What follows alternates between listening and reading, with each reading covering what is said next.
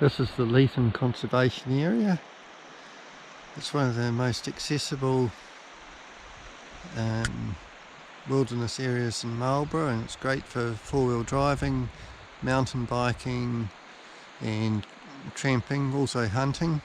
Sadly, you can see amongst the native bush it's slowly being overgrown with wilding pines. And apparently this is the worst place in the country for wilding infestations, and where I am here, this isn't even the worst part. But if everyone who came up here pulled out seedlings or ring-barked or cut down or poisoned a few of the wilding pines, eventually you might get this restored to its pristine environment. Okay, this isn't too bad for about an hour's work. Right. I'm no spring chicken, I'm in my mid-50s, but I've cleaned a nice space here and doing my bit to make Aotearoa great again, and well, make Earth great again. But this is, you can see the conifer forest down below and how it should be. And now I'll show you what happens if no one does anything about these. I actually had to cut a bit of the way through here because it's so dense. This is what happens with wilding pines. You can see there's nothing on the ground except it's just pine needles and dense forest, and nothing grows here. No good for hunters, no good for trampers, no good for photographers or botanists, just pine forest.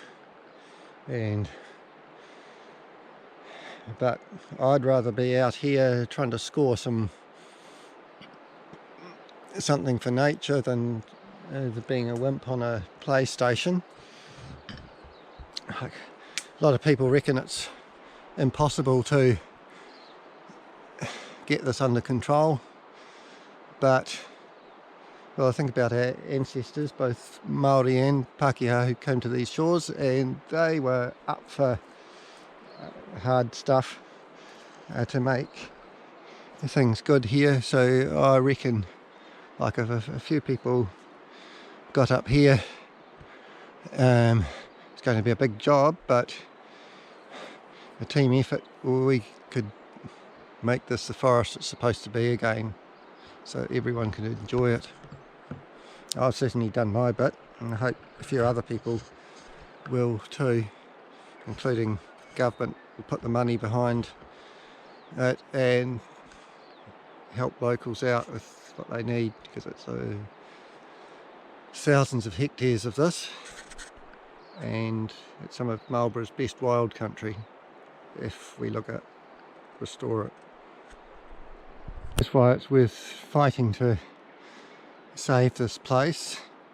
Here's an area where the pines are getting established but haven't fully taken over yet, and you can see down here on the ground there's mosses and club moss and snowberries and all kinds of species, and you can see beyond the trees there's actually blue sky because it's naturally open forest.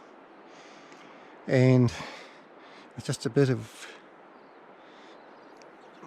well, actually with a lot of effort, we can keep this pristine forest as it should be.